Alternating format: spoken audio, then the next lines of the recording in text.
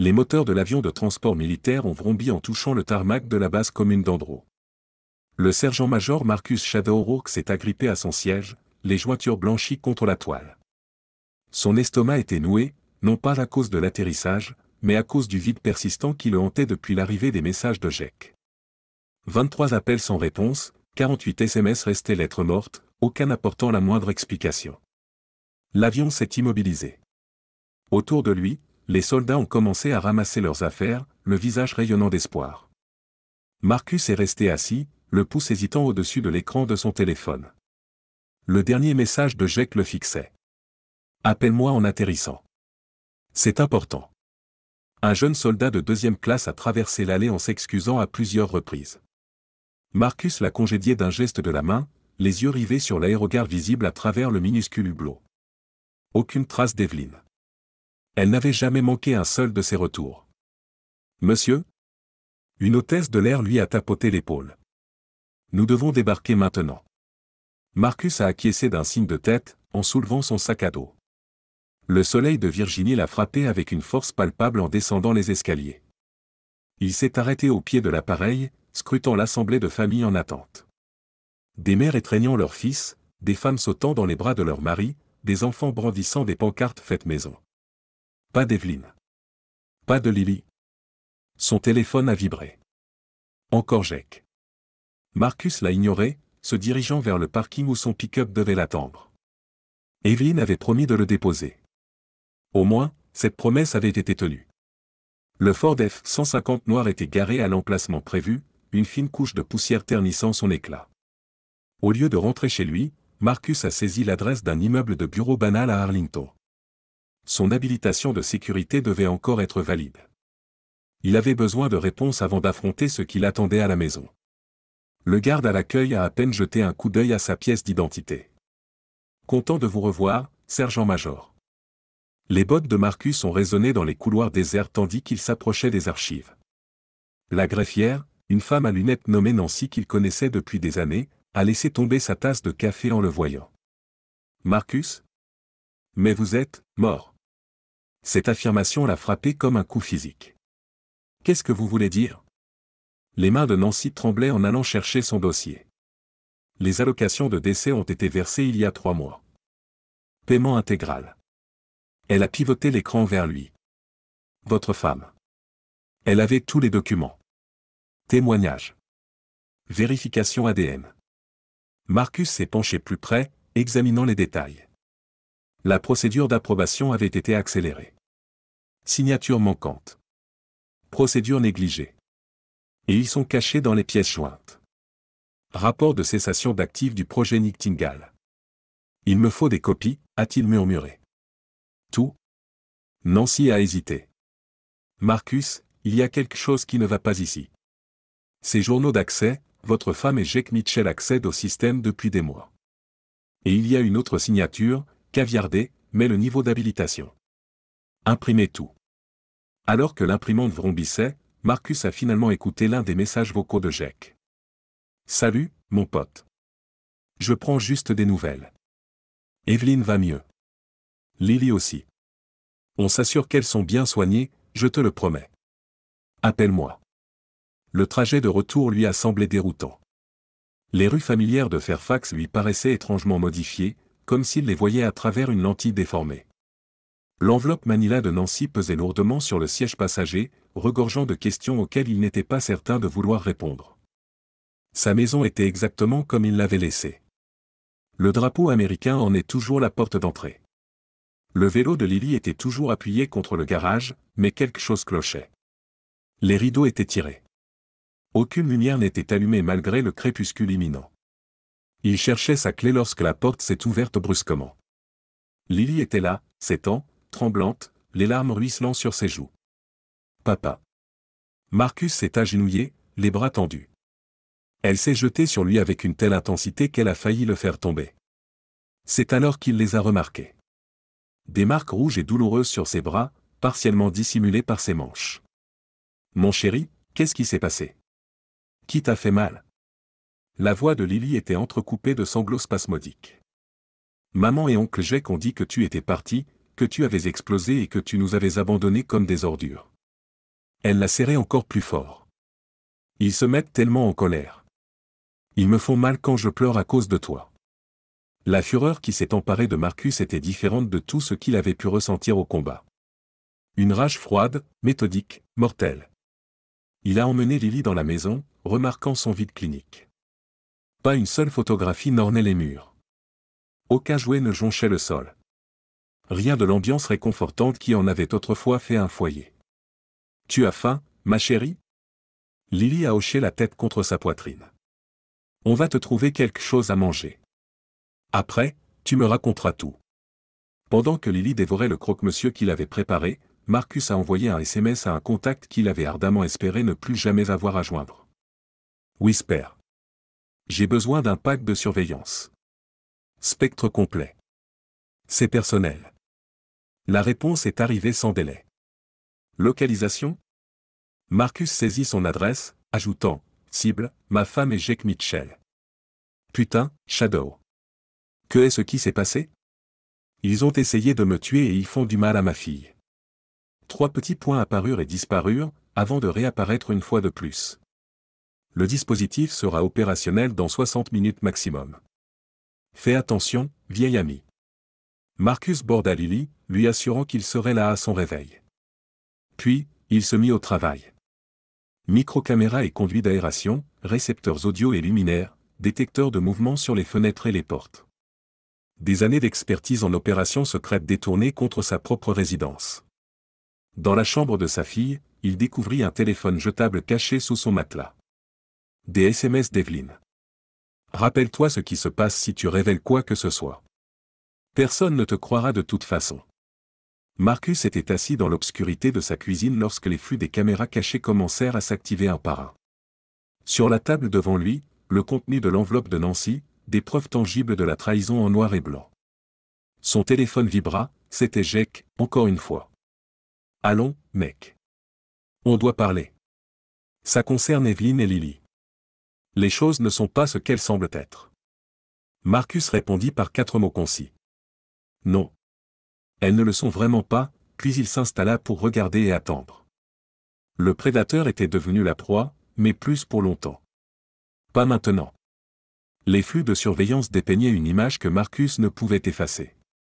Evelyn et Jake, vautrés sur son canapé, sirotant son scotch, projetant leur avenir avec ses indemnités de décès.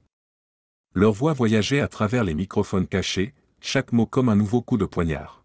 « La Californie, c'est génial », remarqua Jake en faisant tournoyer le liquide doré. « Un nouveau départ. Personne ne nous connaît là-bas. » Evelyn se blottit contre lui, l'alliance de Marcus toujours à son doigt. « Et Lily ?» Ce pensionnat dans le Vermont a l'air bien. Assez loin pour qu'elle ne crée pas de problème. Elle empire, elle devient de plus en plus rebelle. Elle continue de parler de Marcus comme s'il allait revenir. Le rire de Jake était dur. Laisse-la faire. Qui croirait une enfant perturbée? Marcus assista à cet échange depuis le lieu sûr que Whisper lui avait fourni, les poings serrés à sans blanchir les jointures. Mais ce sont les autres rendez-vous qui retinrent vraiment son attention. 2 fois par semaine, Evelyn se rendait en voiture dans un café de Georgetown. Elle s'installait à une table en terrasse, attendant. La femme qui la rejoignait était un fantôme.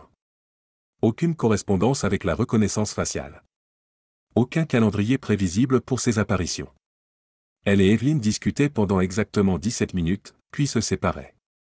Jake ignorait ses rendez-vous. Cela ressortait clairement de ses messages à Evelyn lui demandant où elle était passée. « Votre femme a été active », crépita la voix de Whisper dans l'oreillette de Marcus. « J'ai découvert quelque chose dans ces fichiers de déchiffrement Nightingale. Ça ne va pas vous plaire. » Marcus regarda un autre flux montrant Jake en train de fouiller dans son bureau à domicile. « Expliquez-vous. » Le projet Nightingale ne consistait pas seulement à supprimer des actifs. Il s'agissait de mettre en place des opérations secrètes niables. Utiliser un soldat décoré, simuler sa mort, puis exploiter ses compétences hors des registres. Si quelque chose tourne mal, le soldat est déjà mort. Aucune enquête. Exactement. Mais certains actifs ont refusé de coopérer. Ils ont dû être éliminés véritablement. Whisper fit une pause. Votre nom était sur cette liste, Marcus. Opération Phantom Strike. vous avez vu quelque chose que vous n'auriez pas dû voir. Le souvenir refit surface. Une opération secrète à minuit qui avait mal tourné, des victimes civiles non signalées dans les documents officiels, et un général dont le nom n'était apparu dans des documents de transfert liés à des entreprises militaires privées. Ils ont engagé Evelyn et Jake pour corroborer ma mort, déclara Marcus. Ils leur ont assuré des avantages standards avec des primes supplémentaires s'ils s'assuraient que Lily reste silencieuse. Il y a plus. Cette femme qu'Evelyn rencontre? La reconstruction faciale l'identifie comme Diana Wells, directrice adjointe des opérations spéciales. Marcus sentit son sang se glacer. La sœur d'Evelyn, celle-là même qui a accéléré vos calendriers de déploiement au cours des 5 dernières années, avait accès à vos plans de mission et pouvait orchestrer des incidents sur le terrain. Les connexions s'établirent avec une clarté effrayante. Chaque échappée de justesse, chaque lacune de renseignement, chaque moment où il avait remis en question les ordres, mais obéi malgré tout. Je dois mettre fin à ça, déclara Marcus. Avec prudence, le mit en garde Whisper. Ces gens peuvent effacer n'importe qui. Ils ont essayé. Et ils ont échoué. Marcus passa à un autre flux. Jake titubait à l'extérieur, luttant avec ses clés de voiture, visiblement ivre. Evelyn se tenait à la porte, le téléphone collé à l'oreille. C'était le moment idéal pour agir. Il les localisa juste au moment où la surveillance l'indiquait. Jake était vautré sur le canapé, Evelyn agitée dans la cuisine. Tous deux se figèrent lorsqu'il apparut dans l'embrasure de la porte. « Salut, chérie » murmura Marcus. « Je suis de retour. » Jake se redressa d'un coup, le visage spectral. « Marcus ? Mais comment ? Une sacrée histoire. Apparemment, je ne suis pas aussi mort que tu le pensais. » Le téléphone d'Evelyn tomba lourdement sur le sol. « Marcus, s'il te plaît, laisse-moi m'expliquer. » « Expliquer quoi ? Comment tu as touché mes allocations de décès ? Comment tu as laissé Jake s'installer chez moi ? Ou les bleus sur ma fille ? » Jake tituba. « Écoute, mon pote. T'as rien compris. » Marcus se déplaça avec la précision implacable qui lui avait valu son surnom. En un instant, il était à la porte. L'instant d'après, son poing rencontrait la mâchoire de Jake. L'homme ivre s'effondra, du sang jaillissant d'une lèvre fendue. « Je comprends tout. Vous pensiez que j'étais hors jeu. Un vestige gênant, mais vous avez oublié une chose. » Marcus s'agenouilla près de Jake, qui gémissait. Les ombres finissent toujours par réapparaître. Jake se balança, son état d'ébriété le rendant maladroit. Marcus saisit son bras, le tordit, entendant quelque chose craquer.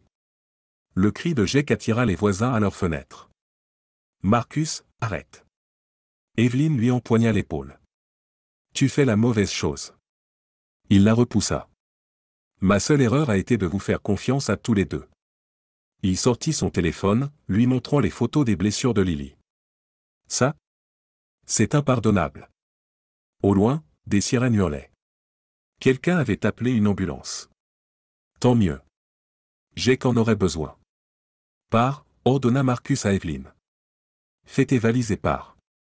Si tu t'approches encore de Lily, qu'est-ce qui va se passer ? Le ton d'Evelyn se durcit. Me tuer ? Comme tous les autres ? Projet Nightingale. Les terroristes qui étaient en réalité des journalistes. Les insurgés qui étaient en réalité des travailleurs humanitaires. Diana m'a tout dit. Marcus sentit un frisson. Ta sœur m'a envoyé en mission. C'est elle qui fournissait les renseignements, et toi, tu suivais les ordres comme un bon petit soldat. Le rire d'Evelyn était vide. Nous ne sommes pas si différents, Marcus. Nous avons tous les deux fait ce qu'on nous disait. L'ambulance est arrivée devant la maison. Les ambulanciers se sont précipités à l'intérieur, s'attroupant autour de Jake, qui gémissait. Je vais t'anéantir, cracha Evelyn pendant qu'il chargeait Jake sur une civière.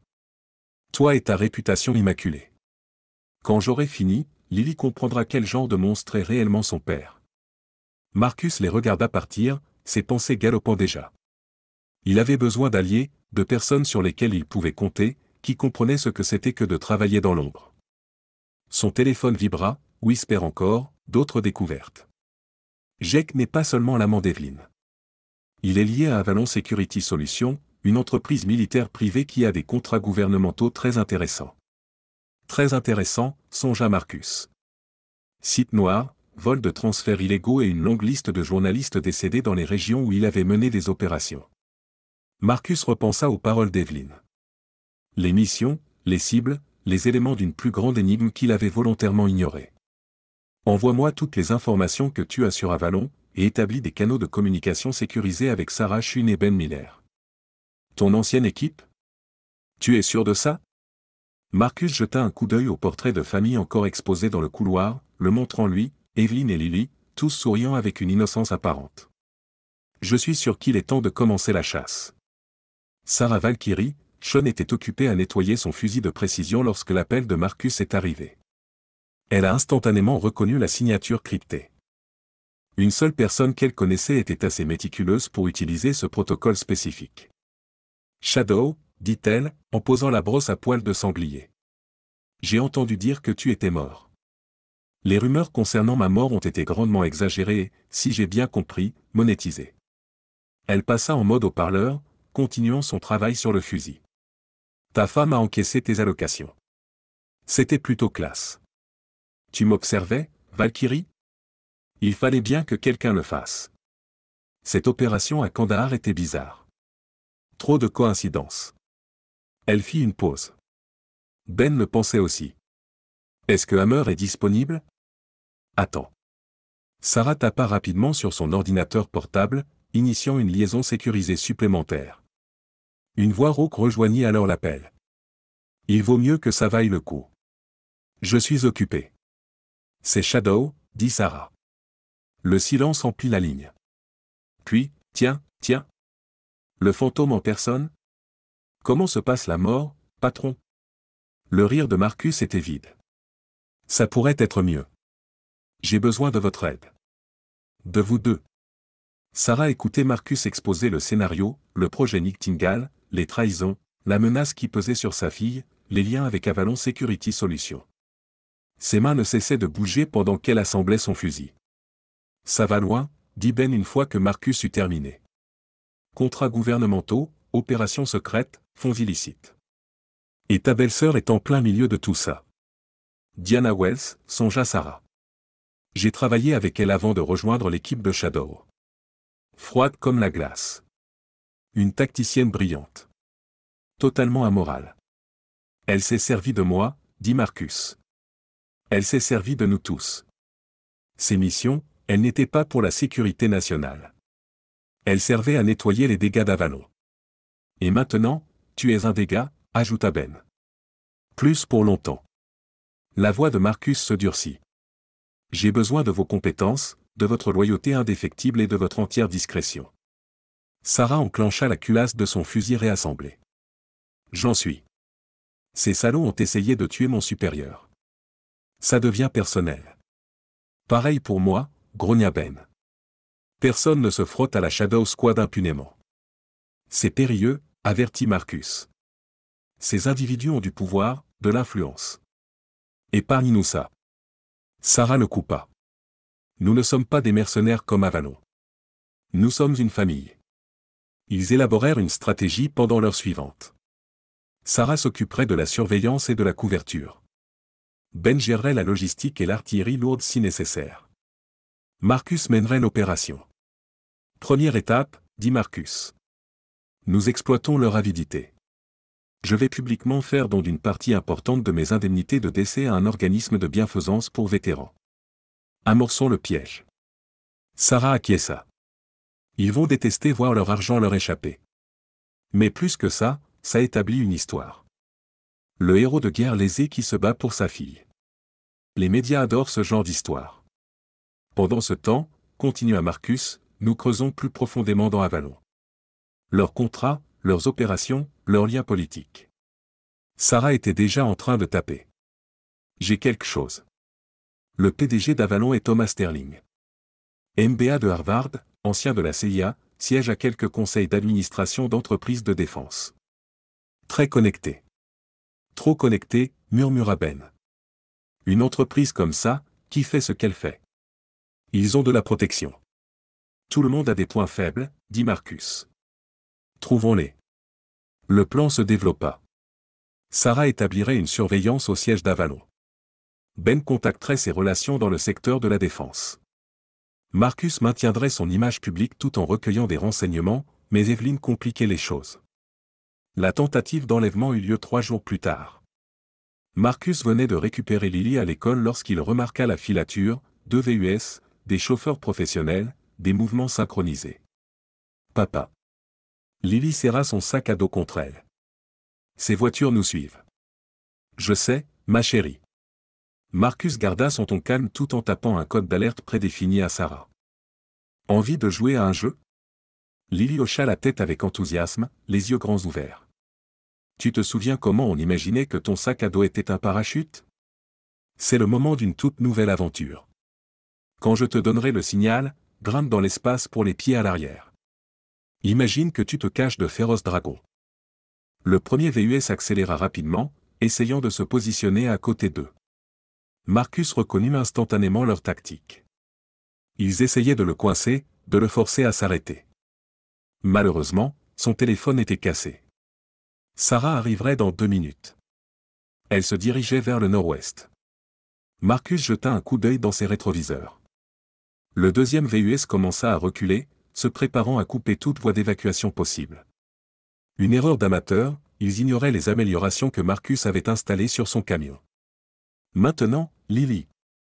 Elle se glissa rapidement dans l'espace pour les pieds juste au moment où le premier VUS vira brusquement dans leur direction. Marcus enfonça un interrupteur caché sous son tableau de bord. Des panneaux d'acier renforcés descendirent sur les vitres. Le moteur rugit lorsque les modifications cachées s'activèrent. Accroche-toi bien, ma chérie. Les dragons vont goûter à leur propre médecine. Il braqua brusquement le volant, percutant le panneau arrière du premier VUS. Le véhicule fit une embardée, bloquant le chemin derrière eux. Le deuxième VUS fit une embardée pour éviter la collision. Valkyrie, j'ai repéré un Chevy Suburban noir avec des plaques diplomatiques, déclara calmement Marcus dans son microphone tout en se faufilant dans les rues secondaires en direction de son emplacement.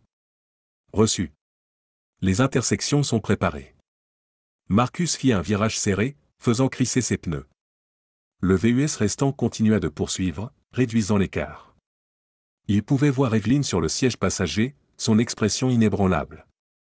Presque arrivé, Lily. Tu te débrouilles à merveille. L'intersection suivante apparut dégagée, exactement comme prévu. Marcus accéléra en ligne droite.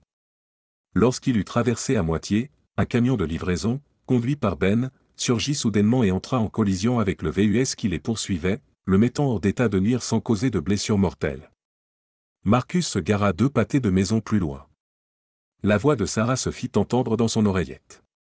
La zone est sécurisée. Tous les ennemis sont neutralisés avec une force non létale. Evelyn est inconsciente mais respire. Les autres sont des contractuels professionnels, l'un d'eux a des accréditations de sécurité d'Avalon. Ils auront besoin de soins médicaux, mais rien ne sera permanent. Marcus aida Lily à sortir de l'espace pour les pieds, l'inspectant pour voir si elle était blessée. Ça va, ma chérie? Elle hocha la tête courageusement. On a vaincu les dragons? Absolument. Il la serra fort dans ses bras. Et maintenant, nous comprenons qui les a envoyés. Plus tard, dans la planque, Sarah expliqua ce qu'ils avaient découvert sur les contractuels. Tous étaient d'anciens militaires, tous liés à Avalon. Ils avaient été négligents, ne s'attendant jamais à ce que Marcus ait du renfort. Evelyn perd le contrôle, ajouta Ben en nettoyant son équipement à la table de la cuisine. Elle essaie de kidnapper Lily avant que tu ne puisses légalement l'exclure complètement. Marcus regarda Lily dormir sur le canapé de la planque. Elle a franchi la ligne rouge. Tous l'ont fait. Sarah continua, ouvrant des dossiers sur son ordinateur portable. Tu te souviens de la femme mystérieuse qu'Evelyn n'arrêtait pas de rencontrer? C'est confirmé, il s'agit de Diana Weiss. Sa sœur joue double jeu, divulguant des informations à Avalon tout en utilisant son rôle au gouvernement pour couvrir leurs traces. Le coup classique, grogna Ben. Superviser le gouvernement d'une main et les contrats militaires privés de l'autre. Marcus examina les photos de surveillance. Diana Weiss, la femme qu'il avait envoyée en d'innombrables missions, qu'il avait stratégiquement positionnée comme un pion sur un échiquier sa propre belle-sœur. Quelle est notre prochaine étape? Demanda Sarah. Nous rendons l'affaire publique, mais avec prudence, répondit Marcus. D'abord, j'ai tout sécurisé, les comptes, les propriétés, les accords de garde. J'ai fait en sorte qu'Evelyn ne puisse accéder à rien. Elle va riposter, prévint Ben. Quel essai, dit Marcus, résolument. Je possède des preuves des abus, la documentation des fausses allocations de décès, et maintenant une tentative d'enlèvement. Aucun juge ne prendra son parti. Sarah était déjà en train de taper. Je vais commencer les papiers. Demain matin, elle n'aura plus accès à quoi que ce soit de rattaché à ton nom. Et Diana, demanda Ben. Elle a de l'influence et des ressources. Nous recueillons des preuves, déclara Marcus. Toutes les preuves la reliant à Avalon, au projet Nightingale, aux missions qu'elle a orchestrées. Nous construisons notre dossier strate par strate. Elle va se rendre compte de ce que nous faisons, souligna Sarah. Il faut s'y attendre, acquiesça Marcus. C'est pourquoi nous devons agir rapidement. Ensuite, contactez tes contacts dans l'industrie de la défense. Découvrez qui d'autre Avalon a ciblé. Sarah, continue d'enquêter sur les communications de Diana. Il doit y avoir une trace quelque part. Il travaille d'arrache-pied toute la nuit, assemblant les pièces du puzzle de la conspiration. Le projet Nightingale ne consistait pas seulement à se débarrasser de poids morts, il s'agissait d'en générer. Identifier les soldats avec des habilitations de haut niveau, fabriquer leurs morts, puis utiliser la menace de divulgation pour les manipuler. Marcus était un cas unique. Il avait été témoin de quelque chose lors de cette dernière mission, quelque chose qui l'avait rendu trop dangereux à contrôler. Ils ont donc tenté de l'éliminer pour de bon. À l'approche de l'aube, Sarah découvrit le lien. C'est bon. Avalon n'est pas qu'un simple contractant, c'est une façade. La société est détenue via une série de sociétés écrans menant à une société de capital investissement. Et qui siège à son conseil d'administration, fit remarquer Marcus. Diana West. Ainsi que 3 sénateurs et un directeur adjoint de la CIA, Sarah détourna le regard de son écran. Cette opération est plus vaste que nous ne l'avions anticipé. Peu importe, remarqua Marcus, observant Lily remuer sur le canapé. S'ils essaient de faire du mal à ma fille. Tout le reste est secondaire. Ben commença à rassembler du matériel. Quel est notre planning? Nous avons 48 heures pour sécuriser les aspects juridiques. Ensuite, nous contre-attaquons avec force. Sarah acquiesça. Je vais surveiller Evelyn et Diana. Elles vont se réunir à nouveau bientôt. Elles le font toujours après une opération ratée, et je serai prêt quand cela arrivera, déclara Marcus. C'est la fin. Le soleil se leva sur la maison sécurisée, baignant la pièce dans des teintes dorées. Lily se réveilla en s'étirant, en frottant ses yeux. Papa? Les dragons sont partis? Marcus embrassa son front. Oui, chérie. Et ils ne reviendront pas. Je te le promets. Il le pensait. Les ombres étaient son refuge, et il les utiliserait pour protéger ce qui comptait le plus. Qu'ils approchent. Evelyn, Diana, Avalon tous. Il pensait le poursuivre. Il se trompait. La poursuite ne faisait que commencer, et cette fois, il n'était pas seul. Le titre de l'actualité clignotait sur la tablette de Sarah Chin, Avalon Security Solutions fait l'objet d'une enquête pour irrégularité dans les contrats. Elle s'autorisa un léger sourire en transférant l'article à Marcus. Ta fuite a réussi, commenta-t-elle dans son dispositif de communication. Leur action a chuté de 30% dans la première heure de négociation. La voix de Marcus bourdonna dans son oreillette. Une réaction du conseil d'administration? 3 administrateurs ont démissionné ce matin. Thomas Sterling s'efforce de contrôler les retombées, mais elle hésita, examinant une autre alerte entrante. Eh bien, il semble que quelqu'un panique. Jake Mitchell vient de réserver un vol pour Genève. Surveille-le. C'est déjà en cours. Valkyrie ne laisse jamais sa proie s'échapper. Sarah changea d'écran, surveillant les flux de surveillance de la chambre d'hôpital de Jake. Il était assis au bord de son lit, le téléphone à l'oreille, visiblement agité. Non. Tu ne comprends pas, siffla Jake au téléphone. Rourke sait tout. Le projet, les contrats, tout. Nous devons agir maintenant. Sarah améliora l'audio, enregistrant tout pour preuve. Je me fiche de ce que dit Diana. Il ne suit plus les règles. Regarde ce qu'il a fait au cours de l'action. La porte de la chambre de Jake s'ouvrit. Evelyn entra, le visage tendu de colère. Sarah passa à un autre microphone. Espèce d'imbécile, aboya Evelyne. Passer des appels sur une ligne non protégée. Jake jeta son téléphone sur le lit. Quelle importance? Il nous a déjà dénoncés. Pas tout. Pas encore. Evelyne baissa la voix. Diana a une stratégie. Ce sont les stratégies de ta sœur qui nous ont mis dans ce pétrin. Non. C'est ton avidité qui nous a piégés. Evelyne arpentait la pièce. Tu n'as pas su attendre, n'est-ce pas? Tu as commencé à dépenser l'argent avant même que Marcus ne soit présumé mort. Sauf qu'il n'était pas mort, hein. Sarah tapota son patron, impassible. Vous enregistrez bien tout? Chaque mot, répondit Marcus. Continuez d'enregistrer. Jake se débattait pour se relever, grimaçant de douleur à cause de ses blessures. Ne fais pas comme si tu étais innocent dans cette affaire. Tu as signé les documents. Tu as pris les fonds. Tu leur as permis de faire du mal à Lily. Je n'avais pas le choix. Il y a toujours une alternative, Eve. Tu as juste fait un choix malheureux. Sarah vit le comportement d'Evelyne se transformer. Un sentiment plus sombre, plus désespéré, éclipsa sa colère. Nous avons encore des alternatives, affirma Evelyne. Marcus a une faiblesse. Ah bon? Laquelle? Il a encore des sentiments pour moi. Enfoui sous toute cette rage et ce sentiment de supériorité morale, il n'arrive pas à lâcher prise. Nous pouvons jouer là-dessus. Sarah changea de canal. Bacon, vous me recevez. Je vous reçois, Valkyrie. Maintenez la surveillance de l'hôpital. Mitchell va probablement s'enfuir. Nous avons déjà une équipe en alerte. Il ne prendra pas ce vol pour Genève. Sarah se reconcentra sur la scène à l'hôpital. Jake secouait la tête. Tu es déconnecté de la réalité. Tu n'as pas vu la détermination dans ses yeux quand il m'a affronté. Cet homme n'accorde de valeur qu'à sa fille et à sa vengeance. Alors nous allons exploiter les deux. Evelyne reprit son téléphone et composa un numéro. Diana? Il est temps de lancer la phase 2. Sarah traça rapidement l'appel, mais il fut dévié par de multiples proxys. Diana Wells excellait dans son métier. Cet après-midi-là, la guerre psychologique commença. Les dossiers militaires classifiés de Marcus furent divulgués à certains journalistes, des missions jamais reconnues, des cibles qui n'existaient officiellement pas. Les articles le dépeignaient comme un assassin impitoyable, un homme qui exécutait les ordres sans poser de questions, mais Marcus avait anticipé cela. Sarah le regarda mener des interviews avec calme, expliquant comment Avalon Security avait falsifié des informations pour éliminer les témoins de leurs activités illicites.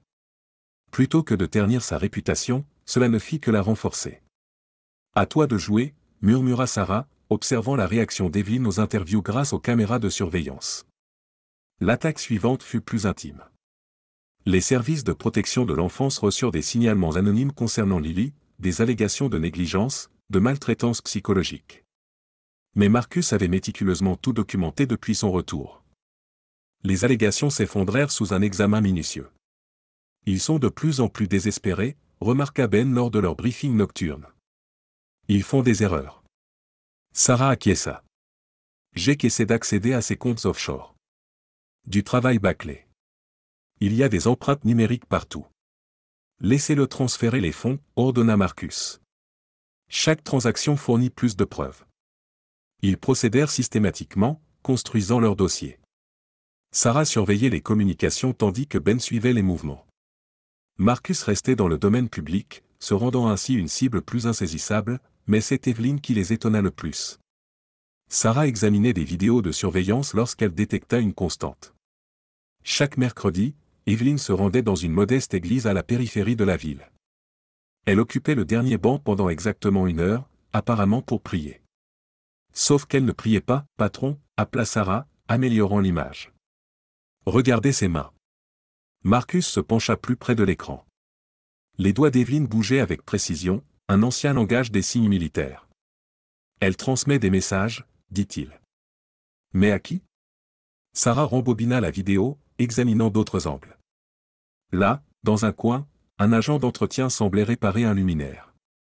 Une personne différente chaque semaine, mais toujours au même endroit. C'est leur boîte aux lettres mortes. L'église fournit une couverture impeccable.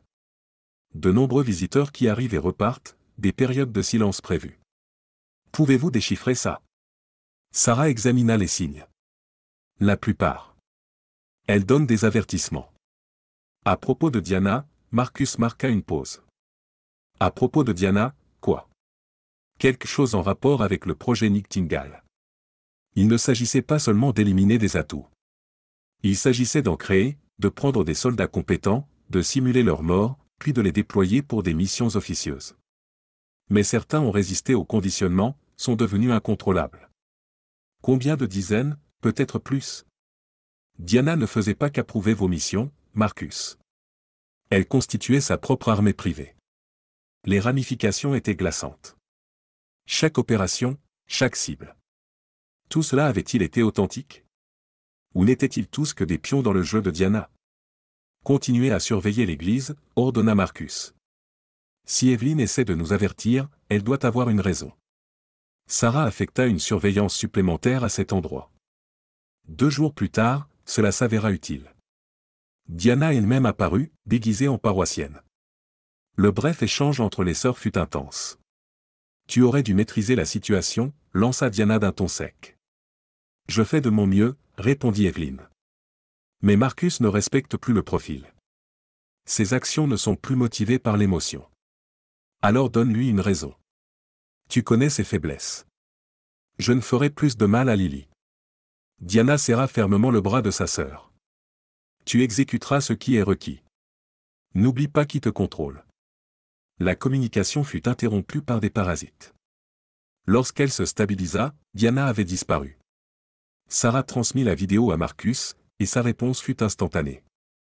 Assurez-vous de la sécurité de Lily. Quel qu'en soit le prix. Ils relogèrent la jeune fille dans une résidence sécurisée, gardée par d'anciens militaires de confiance. Sarah avait personnellement conçu les mesures de sécurité, des systèmes multicouches avec des protocoles redondants et une surveillance continue, mais elle réalisa que cela pourrait encore être insuffisant. Diana Wells possédait des ressources auxquelles il ne pouvait rivaliser et un niveau de pragmatisme impitoyable qui, en comparaison, faisait passer Marcus pour un modéré. Le véritable conflit ne faisait que commencer. Ben Hammer Miller avait connu de nombreuses opérations secrètes, mais celle-ci lui semblait particulièrement personnelle. Alors qu'il observait Jake Mitchell tenter de passer la douane à l'aéroport international de Dule, il eut presque de la sympathie pour l'homme. Presque. La cible approche du point de contrôle 3, murmura-t-il, relevant son approche avec précision. La voix de Sarah répondit, les agents des douanes sont prêts. Ces documents sont signalés. Jake s'approcha du comptoir et tendit son passeport. L'agent garda une expression impassible tout en le scannant, ses doigts tapant rapidement sur le clavier. Monsieur, vous devez vous écarter pour un contrôle plus approfondi, lui intima-t-elle. Le teint de Jake devint cendré. Il doit y avoir une erreur. Mon vol? Par ici, monsieur, insista-t-elle. Ben regarda, via les caméras de sécurité, Jake être escorté dans une zone privée. À ce moment-là, Jake réaliserait que son passeport avait été signalé en raison de liens suspects avec des systèmes de financement du terrorisme. Les preuves étaient indirectes mais suffisamment convaincantes pour causer des complications. Le sujet est sécurisé, rapporta Ben. Passage à la phase 2, déclara-t-il en entrant dans la salle de contrôle, ses insignes du FBI bien visibles. Les yeux de Jake s'écarquillèrent sous le choc en le reconnaissant. Non. Pas vous. Agent spécial Miller, division antiterroriste, déclara Ben, s'asseyant en face de Jake. Nous devons discuter d'Avalon Security Solutions. Je veux un avocat. Absolument. Contactez un. En attendant, peut-être pouvons-nous parler des 100 millions de dollars disparus dans les fonds classifiés d'Avalon. De l'argent qui remonte à des comptes liés à des marchands d'armes. Jake déglutit. Je ne sais rien de tout ça. Vraiment? Et le projet Nightingale? Les opérateurs qui ont disparu? Les missions effacées? Je veux l'immunité. De quoi précisément voulez-vous l'immunité? Demanda Ben. Vous le savez très bien. Jake jeta un coup d'œil nerveux aux caméras. Diana Wells. Elle me tuera si je parle. Nous vous protégerons. Tout comme vous avez protégé tous ceux qui ont tenté de dénoncer le projet. Jake ricana amèrement. J'ai examiné les dossiers. Ils étaient tous soi-disant protégés, eux aussi. Le téléphone de Ben vibra. Un message de Sarah, Diana se déplace. Elle se dirige vers vous. Dernière chance, Jake. Révélez tout maintenant, ou affrontez ça seul. Jake ferma les yeux. Nightingale ne consistait pas seulement à gérer les problèmes. Il s'agissait de créer des atouts.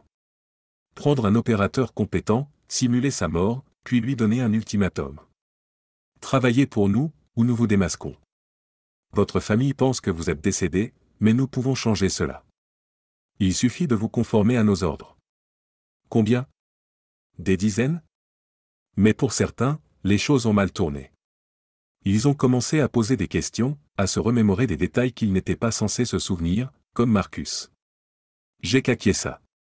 Il a été témoin de quelque chose à Kandahar, d'une rencontre entre Diana et des personnalités qu'elle n'aurait pas dû fréquenter. Après ça, il a été marqué pour liquidation effective. Et Evelyn? Où intervient-elle dans tout ça? Diana la possède. Depuis des années. Depuis que les lumières se sont éteintes. Ben sortit son arme, mais l'alimentation de secours ne s'activa pas. L'obscurité totale s'ensuivit. Isolez cet endroit, cria-t-il dans son communicateur, ne recevant que des parasites en retour. Lorsque l'éclairage de secours s'alluma 30 secondes plus tard, Jake avait disparu. Aucune trace de lutte. Aucune corde rompue. Il s'était simplement volatilisé. Ici Hammer.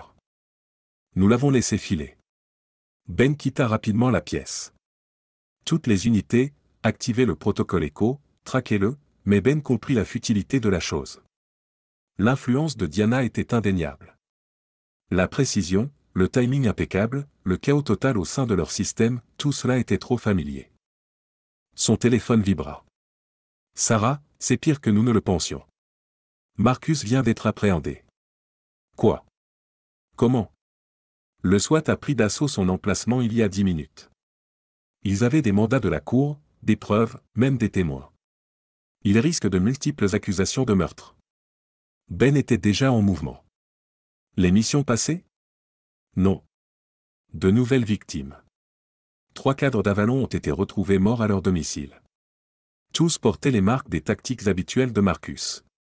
C'est un coup monté. Un coup monté parfait. Ils ont même l'ADN pour le corroborer. Ben s'approcha de son véhicule. Où l'emmène-t-il? Dans un centre de détention fédéral à Alexandria. Mais Sarah ajouta ensuite avec hésitation, il y a autre chose. Lily a disparu. La maison sécurisée a été compromise pendant la panne de courant. Une équipe de professionnels avait ciblé leur emplacement sans hésitation. Ils l'ont enlevé. Ben frappa le volant de frustration. Diana passe à l'action. Elle neutralise Marcus, exploite sa faiblesse, puis élimine le reste d'entre nous. Qu'est-ce qu'on fait? Ben démarra le moteur. On se bat le feu par le feu. On les abat tous, sans exception. Même Evelyn? Ben réfléchit aux paroles de Jake. Diana la contrôle. Elle est sous l'influence de Diana depuis des années, surtout Evelyn. Elle est au cœur de tout ça. Trouvez-la, je m'en occupe déjà. Elle est de retour à l'église. Gardez-la sous surveillance. Je vais gérer l'extraction de Marcus. Soyez prudents. Diana surveille chacun de vos mouvements. Ben inspecta ses armes et son équipement. Qu'elle regarde. Il est temps qu'elle réalise que nous pouvons aussi jouer sale. Les 12 heures suivantes sombrèrent dans la folie. L'arrestation de Marcus fit la une des journaux nationaux. Un héros de guerre décoré, accusé de meurtres atroces. Les preuves semblaient irréfutables. Enregistrement de surveillance, échantillons d'ADN, témoignages oculaires le plaçant sur chaque scène de crime. Mais Ben n'y croyait pas. Il s'était entraîné aux côtés de Marcus, avait combattu à ses côtés. L'homme était un fantôme. Il ne laisserait pas de traces à moins qu'il ne le veuille. Mise à jour. La voix de Sarah grésilla. J'ai trouvé quelque chose d'intrigant concernant les visites d'Evelyn à l'église. Elle dissimule des clés USB dans les recueils de cantiques. Leur contenu? Toujours en cours de décryptage, mais les premières analyses indiquent une documentation sur le projet Nightingale, datant de plusieurs années. Police d'assurance? Plutôt un aveu. Elle collecte des preuves contre Diana depuis le premier jour. Alors que Ben examinait attentivement le plan de sécurité de l'établissement fédéral, il réalisa qu'elle avait anticipé la trahison de Diana. Il y a plus. Cette réunion à laquelle Marcus a assisté à Kandahar? Ce n'était pas juste une réunion. C'était une vente aux enchères. De quel genre? Le genre où l'on vend des tueurs entraînés au plus offrant. Diana ne se contentait pas de construire une armée. Elle la commercialisait. Le téléphone de Ben s'illumina avec une nouvelle notification. Expéditeur inconnu. Preuve de l'innocence de Marcus échangée contre les fichiers du projet Nightingale. 1 heure. Sarah, tu vois ça? Affirmatif. Traçage de la source en cours. Des idées? Un bref silence. C'est Evelyne. Ça ne peut être qu'elle. Soit elle tente de rectifier son erreur, soit elle tend un autre piège. Ou les deux. Mais avons-nous le choix? Ben jeta un coup d'œil à l'établissement fédéral, imaginant Marcus à l'intérieur, Lily entre des mains inconnues. 1 heure, répéta-t-il. Une occasion unique de rectifier le tir. La scène était plantée. Le jeu avait commencé. Et dans l'ombre, Diana Wells observait tout. Thomas Sterling, PDG d'Avalon Security Solutions, arpentait son bureau pentouse, le téléphone serré contre son oreille. Que voulez-vous dire par il s'est échappé? La voix de Diana Wells conservait son calme inquiétant. Jake s'est avéré peu fiable. Il a été neutralisé. Neutralisé? Sterling jeta un coup d'œil aux écrans affichant la chute libre du cours des actions de sa société. Comme vous avez neutralisé Marcus Rourke? L'homme nous démantèle étape par étape. Marcus est précisément là où je souhaitais qu'il soit. En détention fédérale avec une montagne de preuves le condamnant à vie? Ce n'est pas du contrôle, Diana. C'est de la panique. Un silence. Surveillez votre ton, Thomas. Vous savez qui dirige réellement cette opération. Sterling serra plus fort son téléphone. Vous aviez garanti que le projet Nightingale resterait totalement invisible. Un déni parfait. Au lieu de cela, je dois gérer des dirigeants décédés, des accords divulgués et un spectacle médiatique chaotique. Le conseil d'administration exige des explications. Le conseil d'administration désire des profits, qu'il a reçus en abondance, et maintenant nous les saignons à blanc. 3 clients supplémentaires ont résilié leur contrat ce matin. Ce ne sont que des obstacles passagers. Une fois que Marcus sera reconnu coupable et que son réseau sera démantelé, nous nous rétablirons. Sterling s'affala lourdement dans son fauteuil. Et la fille? L'enlever était une erreur. La fille représente un levier. Elle est aussi un risque. Il ne lui arrivera rien à moins que ce ne soit nécessaire. La communication fut brutalement coupée. Sterling fixa son téléphone, se demandant à quel moment précis il avait perdu la domination sur son entreprise. Un cliquetis subtil derrière lui l'incita à se retourner, découvrant Evelyne Rourke assise dans sa salle de conférence exclusive. « Bonjour, Thomas. » Sterling chercha son bouton d'alerte. Evelyne leva une main inoccupée. « Je l'ai désactivé. Ainsi que ses systèmes de sécurité. Nous devons avoir une discussion. » Au sujet de quoi? Au sujet de la façon dont ma sœur nous a tous les deux surpassés. Sterling l'examina intensément. Evelyne avait changé depuis leur première rencontre. L'épouse de militaire soigné avait été remplacée par quelqu'un de plus dur, de plus dangereux. Diana affirmait que vous étiez de notre côté. Diana affirme beaucoup de faussetés. La plupart fabriquées. Evelyne posa un périphérique USB sur la table, représentant le véritable objectif du projet Rossignol. Je connais l'objectif. Nous identifions des ressources précieuses, nous les extrayons des circuits officiels et nous les vendons aux enchères aux plus offrants. Le ton d'Evelyne était glacial. Des forces privées à la disposition de quiconque a les fonds nécessaires. Terroristes, cartels, et rivaux. Croyez-vous réellement que Diana se contentait de vous aider à éliminer les témoins gênants? Un frisson parcourut Sterling. Prouvez-le. Tout est ici. Compte financier, liste de contacts, détails opérationnels, y compris la véritable raison pour laquelle mon mari a dû mourir. Marcus avait découvert quelque chose à Kandahar. Il a vu Diana vendre des soldats améliorés aux terroristes même que nous étions censés combattre.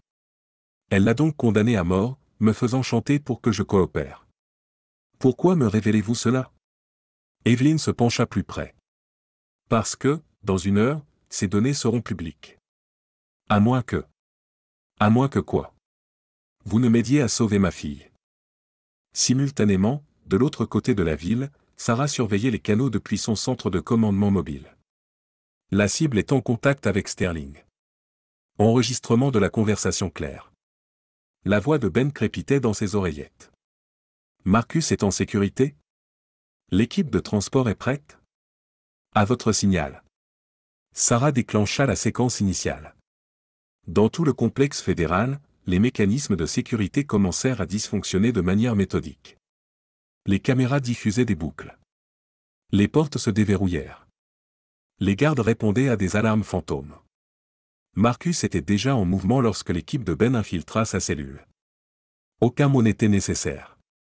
Ils avaient répété cet exercice d'innombrables fois dans des conditions pires. Package sécurisé, rapporta Ben. En route vers le point d'extraction. Zara changea de canot. Le flux d'Evelyn devient intéressant. Le calme de Sterling s'effritait tandis qu'il examinait les dossiers qu'Evelyn lui avait fournis. Cela va bien au-delà de Diana. Il mentionna des contrats gouvernementaux, des budgets secrets. Si ça fuit, répondit Evelyn, c'est le but. Diana nous a tous rendus jetables. Vous, moi, même ces chers soldats augmentés. La seule chose qui compte pour elle, c'est le pouvoir. Que attendez-vous de moi? Les codes d'accès à l'installation de confinement. C'est là qu'ils détiennent Lily. Sterling hésita. Diana va le sentir. Diana le sait déjà. Il ne s'agit plus de secret. Il s'agit de choix. Le système de Sarah l'alerte. Nouvelle variable sur l'échiquier. L'équipe de sécurité personnelle de Diana s'active. Nombre? En cours de demande. Au moins 3 unités, tout amélioré. Tous des diplômés de Rossignol. Où convergent-ils? Sarah analysa les schémas. Ils se divisent.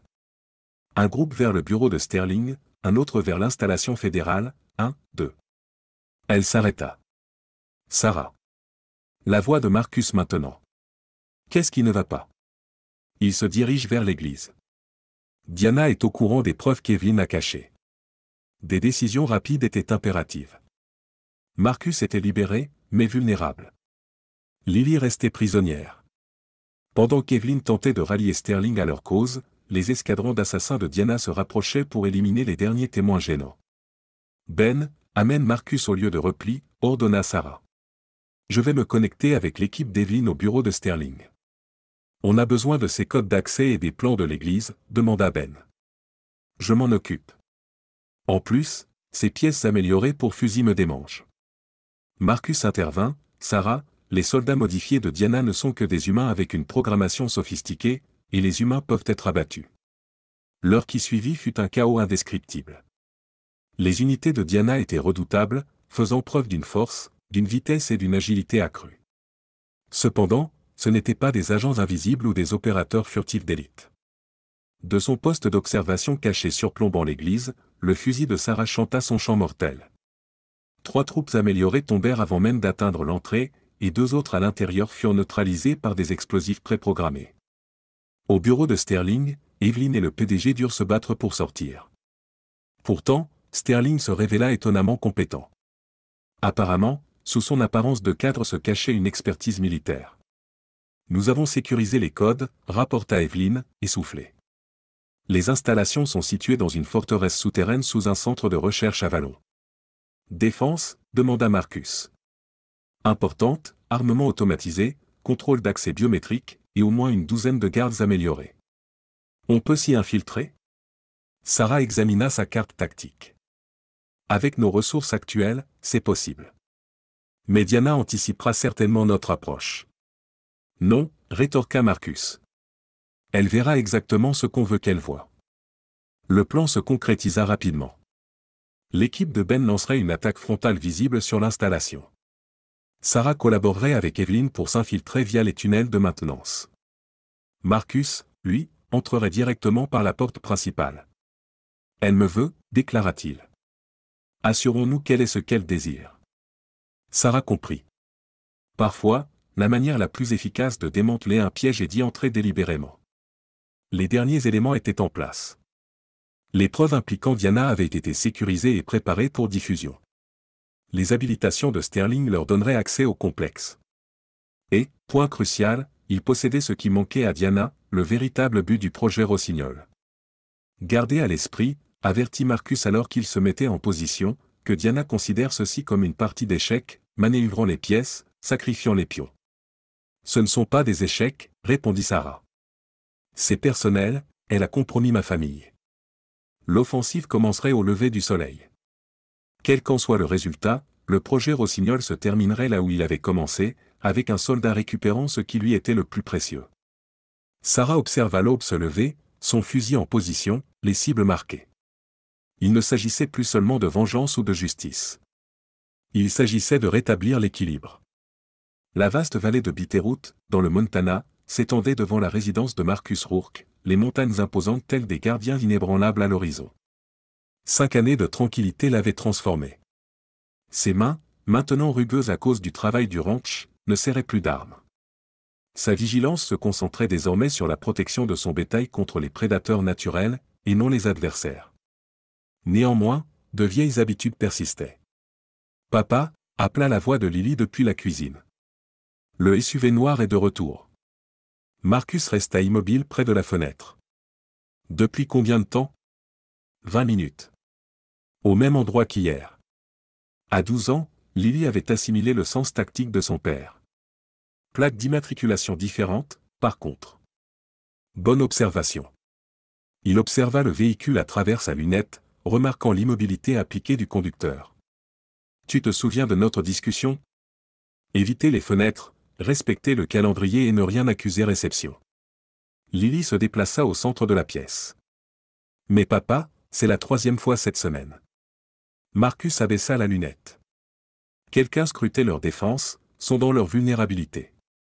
Le drone qu'il avait détecté il y a 2 jours était indéniablement de qualité militaire, son plan de vol étant bien trop précis pour un usage civil. Son téléphone sécurisé vibra, signalant la fréquence privée de Sarah Chin. Nous avons repéré des mouvements, annonça-t-elle sans préambule. 3 anciens agents de Rossignol ont refait surface à Missoula. Participants ou coordinateurs de projet? Participants. Tous présentent des signes de détérioration des améliorations. L'un d'eux a presque tué un employé de supermarché qui essayait de scanner ses achats. Marcus jeta un coup d'œil à Lily, qui semblait l'ignorer tout en travaillant assidûment sur ses devoirs. Il se détériore comme les autres. Quel que soit le contrôle établi par Diana, il faiblit, les rendant instables et dangereux. Mais il y a plus. Le ton de Sarah se fit plus tranchant. Les murmures sont devenus sinistres. En entendant cela, Marcus sentit son rythme cardiaque s'accélérer. Whisper avait servi de réseau d'alerte précoce, traquant les conversations et les mouvements liés au projet Rossignol. Son silence délibéré pesait lourdement. Leur dernière communication, 48 heures auparavant, indiquait qu'il avait recueilli des renseignements concernant un individu connu sous le nom de Ourette. La mention de ce nom réveilla quelque chose dans la mémoire de Marcus, lui rappelant un dossier de mission classifié de Kandahar qui était presque entièrement caviardé. Ourette était le premier triomphe de Diana. Sa première amélioration réussie. À quel point réussie, exactement? Assez réussie pour que son cadre neuronal ait été utilisé comme base pour les améliorations ultérieures. Une soudaine salve de grésillement fut suivie de la voix de Ben qui entra dans la conversation. Nous venons d'intercepter une transmission de données en provenance de ce SUV. Il ne se contente pas de t'observer. Que veux-tu dire? Il recueille des données fondamentales. Des mesures telles que la fréquence cardiaque, les schémas respiratoires et les signatures électromagnétiques, précisément le type de données nécessaires pour identifier un soldat amélioré distinct. Marcus comprit l'implication instantanément. Il vérifie si j'ai subi une amélioration et si celle-ci s'est avérée efficace, ajouta Sarah. Pensez Y. Vous êtes la seule cible de Rossignol qui ait résisté et soit restée stable. Ils veulent comprendre pourquoi. Lily ferma son manuel scolaire. Papa, je dois te demander quelque chose. Attendez, dit-il à son équipe. À Lily, il demanda, qu'est-ce qui te tracasse, ma chérie? Maman avait-elle vraiment l'intention de te tuer, ou essayait-elle de te protéger? La question le frappa avec la force d'un choc physique. Ils avaient évité de parler du véritable rôle d'Evelyn dans la conspiration, mais Lily était assez perspicace pour avoir reconstitué les détails. C'est compliqué, tenta-t-il d'expliquer. Non, ça ne l'est pas. Je suis tombé sur ces lettres. Celle qu'elle a envoyée de prison et que tu n'as jamais ouverte. La voix de Sarah crépita à travers la ligne. Marcus, ce SUV est en mouvement. Lily n'en avait pas fini. Maman avait peur de tante Diana, n'est-ce pas? C'est pour ça qu'elle a agi comme elle l'a fait. Incoming, l'alerte de Ben coïncida avec le fracas de verre brisé. Marcus repoussa Lily alors que des grenades lacrymogènes étaient projetées à travers les fenêtres. Ce n'étaient pas de simples grenades assourdissantes. Le gaz avait un goût métallique, brouillant rapidement sa vision. Inhibiteur neuronal, Altatéil, exhortant Lily vers la pièce de panique. Cours. Elle hésita. Quelques instants plus tard, la porte se scella derrière elle, juste au moment où des agents en équipement tactique prenaient d'assaut la maison. Marcus remarqua leur mouvement amélioré mais maladroit, signe de sujet du projet Rossignol en déclin. Mais c'était la cinquième silhouette qui captait toute son attention. Imposante, immobile d'une manière anormale, se déplaçant avec la précision d'un prédateur. « Bonjour, Marcus. » La voix était modulée, artificielle, ou devrais-je dire, sujet zéro. Spectre. Malgré le puissant inhibiteur neuronal, le système de Marcus résistait. Son métabolisme médicamenteux rapide avait toujours été l'un des facteurs qui avait poussé Diana à envisager de le supprimer plutôt que de l'améliorer. « Tu es en train d'échouer, » déclara Marcus, remarquant les tremblements dans les mains de Spectre. L'amélioration s'effrite. Nous évoluons, Spectre s'avança. Mais toi, tu es différent. Un exemple parfait de sélection naturelle. Alors que les autres agents sécurisaient la propriété, ils gardaient une distance notable avec leur chef. Ils le craignaient. Diana est morte, continua Spectre. Ils ont prétendu que c'était une attaque. En vérité, son amélioration l'a trahi. Tout comme elle nous trahit tous, sauf toi et moi. Le masque de Ralph s'inclina. Tu as survécu parce que tu n'as pas été amélioré. Juste extraordinaire. Nous devons comprendre pourquoi. Marcus testa ses membres, les effets de l'inhibiteur s'estompaient. Tu cherches un remède. Un nouveau départ. Table rase. Un nouveau modèle. Spectre fit un geste, et l'un de ses hommes pointa une arme sur la chambre forte. Ta fille porte tes gènes. Ton potentiel. La colère qui montait en Marcus était glaciale et familière. Touche-la, et tu meurs. Tu n'as pas le choix. L'inhibiteur. Marcus entra en action. Plus tard, les agents tenteraient de raconter ce qui s'était passé, comment le sujet zéro semblait se dissoudre, être présent partout simultanément. Leurs réflexes amplifiés étaient incapables de suivre son rythme. Leur commandant, le célèbre Spectre, avait enfin rencontré quelqu'un de plus rapide, plus puissant et plus mortel. Cible neutralisée, rapporta Sarah, observant à travers sa lunette tandis que Marcus neutralisait méthodiquement les soldats génétiquement modifiés. Bin, quel est le statut de l'équipe de secours? Dans 2 minutes. Mais je ne pense pas qu'il en ait besoin. Ils avaient raison. Au moment où des renforts tactiques supplémentaires arrivèrent, Marcus avait déjà sécurisé la zone. 4 agents étaient ligotés et sédatés. Et là, sur le sol, agenouillé, se trouvait Spectre, son masque enlevé, exposant un visage qui était plus cicatrice que chair. Comment, Altatéil? Tu n'as pas été amélioré. Marcus inspecta les joints de la chambre forte. Lily était en sécurité. Non. J'ai été entraîné. Il y a une différence. Les autres, ils périssent tous. Les améliorations sont un raccourci, et les raccourcis ont un prix. Ralph gloussa, du sang maculant ses dents. Diana disait la même chose juste avant d'approuver le projet Rossignol de toute façon. Le pouvoir valait tous les coups. Et maintenant nous le payons tous sauf toi. Les yeux de Ralph perdirent leur concentration. Tu pourrais nous aider. Ta génétique, ta résistance, ou je pourrais te laisser faire face à la justice. La justice? Ralph laissa échapper un autre rire mouillé. Il n'y a pas de justice pour ce que nous sommes devenus. Nous sommes des armes qui ont mal tourné. Mais ta fille, elle pourrait être la réponse.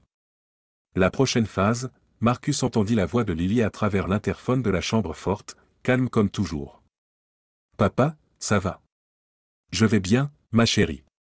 Reste où tu es jusqu'à ce que je sécurise la maison. Red tenta de se relever mais échoua. Elle est extraordinaire. Comme toi. Une amélioration naturelle. Primaire. C'est un enfant. C'est l'avenir. La voix de Ralph se fit plus forte. Diana l'avait compris.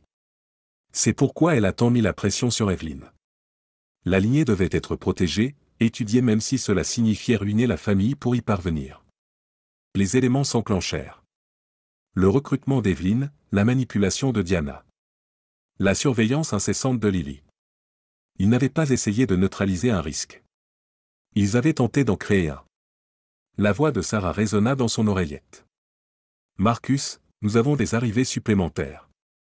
Différentes signatures. Plaque d'immatriculation du gouvernement. CIA, BIN confirmé. Accréditation de premier niveau. Marcus ligota arrête. Il est temps de découvrir jusqu'où cela remonte réellement. La force d'intervention de la CIA arriva dans des véhicules banalisés, leurs actions délibérées et synchronisées. Sarah Chien observa à travers la lunette de son fusil alors qu'ils établissaient un cordon autour de la propriété de Marcus. Ces opérateurs, rapporta TL. Configuration tactique standard, mais leur équipement n'est pas standard. La voix de Ben crépita dans son talkie-walkie. Ce ne sont pas des agents ordinaires. Ils appartiennent à la Division 7, le comité de surveillance des initiatives de soldats améliorés. Timing parfait, remarqua Marcus. Il avait confiné Rhett et son équipe dans la grange, à l'abri des regards indiscrets. Un signe de renfort? Le satellite indique 2 unités supplémentaires stationnées à 15 km. Sarah ajusta sa lunette. Ils avancent avec prudence, presque comme s'ils avaient peur de quelque chose ou de quelqu'un. Le commandant de la force d'intervention s'approcha de la résidence, les mains bien visibles. Sergent-major Roark, directeur adjoint Phillips, CIA. Nous devons parler du projet Nightingale. Marcus monta sur le porche, maintenant Lily en sécurité dans la pièce panique. Au sujet du projet, ou de ce qui se passe avec vos soldats augmentés? Phillips retira ses lunettes de soleil, dévoilant des yeux qui semblaient d'une pénétration anormale. Les deux. Pouvons-nous entrer? Montrez-moi d'abord vos scans d'amélioration. Le commandant acquiesça, nullement surpris par la demande. Lui et son équipe se soumirent à des appareils de scannage portable, tous les résultats étant normaux. Aucune altération neurale. À l'intérieur, Phillips étala des dossiers sur la table de cuisine de Marcus. Nous surveillons cette détérioration depuis des mois. Des soldats augmentés qui deviennent incontrôlables, leur conditionnement qui échoue. Certains deviennent violents. D'autres se ferment, tout simplement. Et Aurette, notre sujet le plus constant jusqu'à récemment. Lorsqu'il a disparu il y a 3 jours, nous avons supposé qu'il viendrait ici. Phillips scruta Marcus. Il n'a pas tort, vous savez? Vous êtes singulier. Je ne suis pas augmenté. Exactement. Vous résistez naturellement à la procédure d'augmentation. Vos voies neuronales résistent de manière inhérente aux altérations artificielles. Phillips accéda à un autre dossier. Nous n'avons jamais rien rencontré de semblable. La voix de Sarah se transmit dans l'oreillette dissimulée de Marcus. Boss, vous devez examiner ça. Je suis en train d'afficher les documents personnels de Diana. Une tablette sur la table s'illumina, affichant divers documents. Le projet Nightingale ne consistait pas seulement à augmenter des soldats, il s'agissait de les cultiver. Diana avait analysé des lignées sanguines, à la recherche d'indicateurs génétiques pouvant aboutir à des augmentations naturelles. Votre belle-sœur était extraordinairement talentueuse, remarqua Phillips, mais complètement dépourvue d'éthique. Elle a reconnu le potentiel de votre constitution génétique, mais elle n'a pas pu le reproduire en utilisant des méthodes artificielles. Elle a donc poursuivi une stratégie distincte. Lily, déclara Marcus, d'un ton glacial. La génération suivante, augmentation naturelle par reproduction sélective. Diana a accéléré vos calendriers de déploiement, augmenté votre exposition au stress du combat, essayant de déclencher ce qui vous rend unique. Puis elle a utilisé Evelyn pour observer les résultats, intervint Ben. Marcus, nous avons découvert le serveur privé de Diana. Vous devriez consulter le premier dossier de recrutement d'Evelyn. Les documents révélaient un récit sinistre. Diana avait menacé Evelyn de la mort réelle de Marcus, et non simulée, à moins qu'elle ne coopère. Chaque fois qu'Evelyn tentait de le prévenir, Diana augmentait la pression, ciblant finalement Lily. Votre femme cherchait à vous protéger tous les deux, dit Phillips d'une voix douce. Diana l'a convaincu que la coopération était le seul moyen d'assurer votre survie. Marcus se rappela les lettres non ouvertes de prison. Où est Evelyn maintenant? Sous protection de témoins. Elle a fourni des preuves qui ont démantelé la moitié des projets secrets de la communauté du renseignement, répondit Phillips avec une grimace. Ce qui n'a plus d'importance. Les soldats augmentés périssent de toute façon.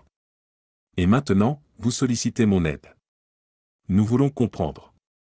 Votre ADN pourrait être la clé pour sauver des centaines de vies, transmit la voix de Sarah avec tension. Marcus, les unités de renfort approchent. Vous me trompez, dit Marcus à Phillips. Il ne s'agit pas de sauver des vies. Vous avez l'intention de relancer le programme. Nouvelle initiative, nouveau guerrier, un nouveau paradigme.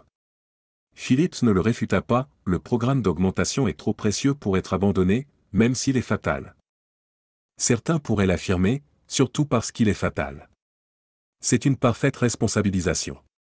Des armes qui s'autodétruisent quand elles dysfonctionnent. Marcus en avait assez entendu. Sarah? Prête. Marcus fit face à Phillips. Voici ce qui va se passer. Ces dossiers que vous avez apportés? Des copies sont en train d'être téléchargées sur toutes les grandes plateformes d'information. Toute la vérité sur le projet Nightingale, y compris les tentatives de reproduction de Diana. Phillips avança vers son arme mais s'arrêta en remarquant le point rouge sur sa poitrine. Vos contingents de renfort ont déjà été neutralisés, continua Marcus. Mes associés excellents dans leur tâche. Et Raph? Il est prêt à témoigner de tout en échange d'un traitement. Vous ne pouvez pas divulguer ça, argumenta Phillips. Le mal est déjà fait. L'ère des soldats augmentés est révolue. Le moment est venu d'innover, de faire quelque chose d'atypique. C'est-à-dire? L'entraînement. La confiance. De vraies personnes prenant de vraies décisions. L'opération qui suivit fut méticuleuse et formidable. L'équipe de Sarah et Bean neutralisa systématiquement les unités de la CIA tandis que Marcus détenait Phillips. En moins d'une heure, l'implication de la division 7 dans le projet Nightingale fut documentée et exposée, mais Marcus n'avait pas terminé. La maison de refuge dans la montagne avait la même apparence que dans les souvenirs de Marcus. Evelyn était assise à la table de la cuisine, sa protection de témoin discrètement retirée à la demande de Marcus. « Tu as bonne mine », murmura-t-elle doucement. « Tu as l'air fatigué. » La prison a tendance à faire ça. Elle indiqua la chaise en face d'elle. Lily, en sécurité, épanouie, s'enquérant de toi. Les mains d'Evelyn tremblèrent légèrement. « As-tu lu mes lettres ? » Pas avant aujourd'hui. Marcus s'assit. Vous auriez dû me parler de Diana. Elle vous aurait anéanti. Vraiment anéanti. Et pas juste sur le papier. La voix d'Evelyn se brisa. Je pensais pouvoir gérer ça. Faire semblant de coopérer. Vous mettre tous les deux en sécurité. Mais après, elle a commencé à parler du potentiel de Lily. En tant que guerrière biologiquement augmentée, sa fixation tournait autour de la lignée génétique. Dans sa quête pour créer le combattant ultime, Evelyn croisa son regard. J'ignorais les mauvais traitements. Jake a dépassé les bornes, se délectant un peu trop de son rôle. Quand j'ai compris, il était déjà trop tard pour rectifier le tir. Je suis profondément désolé, Marcus. Pour absolument tout. Il scruta son expression, percevant le fardeau d'années passées dans une traîtrise forcée. Diana est morte. Je le sais. Les modifications qu'elle a expérimentées sur elle-même se sont détériorées plus rapidement que celles des autres. Les initiatives ont été découvertes. La division 7 a disparu. Et les autres combattants augmentés? Marcus sortit une tablette, lui montrant les protocoles thérapeutiques qu'ils avaient mis au point. Nous avons trouvé une méthode pour contrer la dégénérescence, pas un remède, mais suffisamment pour stopper la progression. Pour leur donner une chance à une vie normale, en exploitant votre patrimoine génétique et celui de Lily. Cette fois, volontairement. Evelyn digéra cette révélation. Alors, que se passe-t-il maintenant? Cela dépend de vous. Marcus posa un dossier sur la table. Votre protection de témoin prend fin aujourd'hui. Votre peine est annulée grâce aux preuves que vous avez fournies. Je ne peux pas revenir. Non. Par contre, vous pouvez avancer. Il déplia le dossier. Je suis en train de créer une fondation, de soutenir les anciens combattants, d'aider les soldats augmentés à se réinsérer dans la vie civile. Nous aurions besoin de quelqu'un qui comprenne les deux côtés. Marcus. Lily a besoin de sa mère. Pas tout de suite. Il faut d'abord réparer les dégâts. Mais un jour, des larmes coulèrent sur le visage d'Evelyn. Pourquoi? Après avoir tant enduré, parce que Diana n'a pas gagné. Elle a essayé de nous transformer en instruments de guerre, mais nous sommes restés humains, nous sommes restés une famille. La fondation s'est développée rapidement. Les soldats augmentés, une fois qu'ils ont compris la vérité, se sont manifestés pour suivre un traitement. La résilience innée de Marcus a fourni l'élément crucial pour stabiliser leur état. Les traumatismes psychologiques étaient plus difficiles à soigner, mais c'est là qu'est apparue toute la valeur de l'expertise d'Evelyn. 5 ans plus tard, Lily se tenait à un pupitre, s'adressant à une assemblée remplie d'anciens combattants et de leurs familles. Le projet Nightingale visait à créer des soldats parfaits, déclara-t-elle, mais ils ont négligé un fait essentiel. Le véritable pouvoir ne découle pas de l'augmentation physique. Il découle du choix, du maintien de notre humanité au milieu de conditions inhumaines. Marcus observait depuis le fond de la salle, Sarah et Ben à ses côtés. Evelyn était assise au premier rang, réintégrée dans la vie de sa fille après des années de réconciliation délibérée. Mon père m'a appris que la famille ne se définit pas par le sang ou la génétique, poursuivit Lily. Elle se caractérise par la fidélité, par le fait de se tenir unie contre l'obscurité, par l'absolution. Les applaudissements furent assourdissants. Un autre groupe d'anciens combattants augmentés pris en charge et réinséré avec succès. Un pas de plus pour s'éloigner des ombres persistantes du projet Nightingale. Elle est douée pour ça, remarqua Sarah. Bien plus que nous ne l'avons jamais été, approuva Ben. Marcus acquiesça, observant sa fille s'épanouir. Elle avait choisi cette voie elle-même, non pas comme une arme ou une expérience, mais comme une guérisseuse, une protectrice. Les fantômes n'avaient pas entièrement disparu. Ils ne disparaîtraient jamais complètement, mais ils s'étaient transformés en quelque chose d'autre. Une motivation pour exceller, pour grandir, pour garantir qu'aucune autre famille ne subisse leur sort. C'était ça, la justice pas la vengeance ou les représailles, mais la renaissance. La possibilité de reconstruire ce qui avait été brisé, de soigner les blessés. Et finalement, c'était ça le triomphe suprême. Épilogue, héritage des ombres. 15 ans plus tard, la base de la fondation Roark au centre-ville de Seattle bouillonnait d'activité. Lily Roark, maintenant âgée de 27 ans, se tenait devant la fenêtre de son bureau, observant d'anciens soldats augmentés arriver pour leur réunion de soutien mensuelle. Sa tablette affichait les dernières statistiques de traitement. Plus de 2000 soldats ont été stabilisés, leur dégénérescence neuronale arrêtée. Une centaine d'autres sont toujours en traitement actif. Docteur Roark? La voix de son assistant se fit entendre par l'interphone. Votre mère est là pour la réunion du conseil d'administration. Faites-la entrer. Evelyn Roark avait remarquablement bien vieilli. Ses cheveux, traversés de mèches argentées, étaient ramenés en un chignon professionnel. En tant que directrice des services de psychologie de la Fondation, elle avait transformé son expérience du projet Nightingale en un protocole de traitement novateur. Les méthodes de thérapie cognitive mises à jour donnent des résultats encourageants, déclara Evelyn en posant un dossier volumineux sur le bureau. Une diminution de 87% des flashbacks liés au combat a été signalée chez les anciens combattants augmentés. Lily sourit. Papa va être ravi, murmura-t-elle. Comment va-t-il? Il continue de s'occuper du bétail dans le Montana, répondit Evelyn. Apparemment, le troupeau se révèle être une compagnie plus agréable que la plupart des humains. Le regard d'Evelyn se fit plus tendre.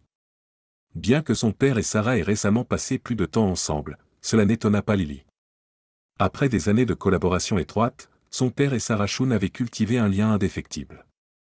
Leurs expériences communes, tant au sein du projet Nightingale qu'en dehors, avaient forgé quelque chose de tout à fait remarquable.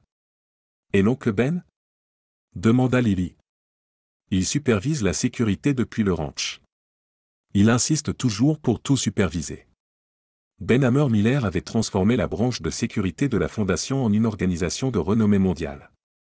Son personnel protégeait les vétérans améliorés en cours de traitement et surveillait simultanément toute tentative de ressusciter l'initiative d'amélioration. Une notification s'afficha sur l'écran de Lily. Pour ce qui est de la surveillance, il semble qu'un autre entrepreneur militaire privé tente de reproduire le projet Nightingale. Où? Demanda Evelyn. En Europe de l'Est. Ils utilisent des fragments des données de recherche de Diana, répondit Lily, en affichant les détails. Ils ne comprennent pas pourquoi il s'est effondré. Ils comprennent rarement. Evelyn se rapprocha pour examiner les informations. As-tu informé Marcus? Papa est déjà au courant de la situation. Lui et Sarah gèrent ça avec tact, ce qui implique que Sarah Chan est probablement postée sur un toit éloigné à l'heure qu'il est. Son fusil pointé sur les individus qui pourraient envisager de revenir sur leur décision de vie. Certaines choses ne changent pas. La réunion du conseil d'administration de l'après-midi était standard, sanctions budgétaires, avancée des programmes, suggestions de nouvelles initiatives. Pourtant, les opérations cruciales se déroulaient ensuite au sous-sol sécurisé, le véritable cœur opérationnel de la fondation. Le docteur Thomas Chin, le jeune frère de Sarah et chercheur médical principal de la fondation, dévoila ses récentes découvertes. Nous avons identifié les marqueurs génétiques qui confèrent une résistance naturelle aux améliorations. Plus important encore, nous avons créé un test pour identifier les candidats potentiels. Combien? Demanda Marcus depuis la liaison de vidéoconférence, les montagnes du Montana visibles derrière lui. Environ une personne sur 10 000 possède les marqueurs de base. Une personne sur 1 million présente le spectre complet, comme toi et Lily. Thomas activa une carte du monde. Nous étudions les lignées, en identifiant les familles qui présentent une résistance accrue. Tous les efforts sont volontaires et transparents. Y a-t-il eu des tentatives de détournement? 3 ce trimestre. Principalement des entités pharmaceutiques qui tentent de synthétiser les composants de résistance. Thomas offrit un sourire grave. L'équipe de Ben s'en est occupée efficacement. Lily parcourut les données. Ils avaient acquis tellement de connaissances depuis les premières étapes. L'amélioration naturelle n'était pas exclusivement une question de génétique. Elle nécessitait des catalyseurs environnementaux spécifiques, des formes distinctes de stress et d'adaptabilité. Diana avait eu raison quant à ses perspectives, mais elle s'était trompée quant à l'approche. L'initiative de sensibilisation des vétérans s'étend, continua Evelyn. Nous lançons de nouveaux centres de traitement en Europe et en Asie. Les soldats améliorés y sont dans une situation désespérée. Marcus acquiesça. Les Russes se sont montrés particulièrement agressifs avec leurs projets. Des nouvelles de Rhett? Il reste stable. Les traitements ont donné de meilleurs résultats que prévu. Evelyn afficha son profil. Il est devenu notre défenseur le plus influent. Les autres soldats améliorés lui font pleinement confiance. Il comprend leurs défis. Ralph, maintenant reconnu par son vrai nom, Daniel Pierce, est passé de leur adversaire le plus redoutable à l'un de leurs alliés les plus fidèles. Son témoignage s'est avéré essentiel pour démasquer les derniers agents du projet Nightingale. Et Jake? Demanda Lily d'une voix douce. Un silence tendu envahit la pièce. Jake Mitchell était décédé en prison il y a 5 ans, ses systèmes améliorés finissant par s'effondrer malgré leurs efforts acharnés pour le sauver. Sa disparition avait profondément touché Evelyn, non pas par affection, mais en raison de la futilité de tout cela. Son étude de cas nous a permis d'identifier les indicateurs d'alerte précoce, répondit Thomas diplomatiquement. Nous en avons sauvé des centaines en détectant la détérioration plus tôt. La réunion se poursuivit, mais les pensées de Lily se tournèrent vers l'avenir. Il restait encore beaucoup de travail à faire pour la Fondation. Tant que les individus chercheraient des raccourcis pour acquérir du pouvoir, l'attrait de l'amélioration des soldats persisterait. Plus tard dans la nuit, elle se retrouva dans le jardin commémoratif de la Fondation. Les murs étaient gravés des noms des soldats améliorés décédés. C'étaient ceux que la Fondation n'avait pas pu sauver, ceux qui étaient décédés avant que la vérité ne soit révélée. Parmi les noms figurait celui de Diana Wells, un rappel solennel que le pouvoir détaché de la sagesse s'autodétruit inévitablement. Lily était plongée dans ses pensées profondes lorsqu'elle se retourna et vit son père se tenir derrière elle. Les cheveux de Marcus Rourke avaient entièrement blanchi, mais ses yeux avaient conservé leur intensité acérée. « Je te croyais dans le Montana. Certaines affaires exigent une présence personnelle. » Il la rejoignit près du mur commémoratif. Sarah avait remarqué une activité accrue dans un complexe d'Europe de l'Est. Il semblait qu'il procédait à des essais sur des humains. Le groupe albanais. Marcus acquiesça. Il pense avoir résolu le problème de dégradation. Il se trompe. Tu y vas? Nous y allons. Toi, moi, Sarah et Ben. Comme au bon vieux temps. Lily haussa un sourcil. Maman n'approuvera pas ça. C'est elle qui a insisté. Selon elle, nous devons tout documenter de manière exhaustive pour les initiatives de traitement. Un léger sourire traversa son visage. Elle vient aussi. Le plan se mit en place rapidement. Sarah installa des positions de surveillance autour du complexe. L'équipe de Ben fortifia le périmètre. Evelyn se préparait à soigner et à évaluer les victimes des essais d'amélioration. Mais c'est Lily qui prit les devants, marchant d'un pas assuré vers le portail principal du complexe. Les gardes pointèrent leurs armes mais hésitèrent. Quelque chose dans son attitude calme et sa posture inébranlable les frappa. « Je m'appelle Dr Lily Rourke », annonça-t-elle. « Je suis ici pour discuter du projet Rossignol. » Le directeur de l'établissement, un homme décharné aux yeux avides, l'accueillit dans la salle de conférence. « Nous savons qui vous êtes. La réputation de votre père vous précède. Alors vous comprenez pourquoi je suis ici. Votre programme d'amélioration échouera. La dégradation neuronale est inévitable sans les bons marqueurs génétiques. Notre approche est unique. Non, elle ne l'est pas, mais notre traitement peut aider vos soldats avant que des dommages irréversibles ne se produisent. » Le directeur se pencha en avant. « Vous nous proposez de nous aider ? Je propose de les sauver. Il y a une nuance. » Elle présenta les preuves, scanners cérébraux, rapports d'autopsie et cas documentés de dégradation liés à l'amélioration. Les conclusions étaient irréfutables. « Votre décision est simple, » conclut Lily.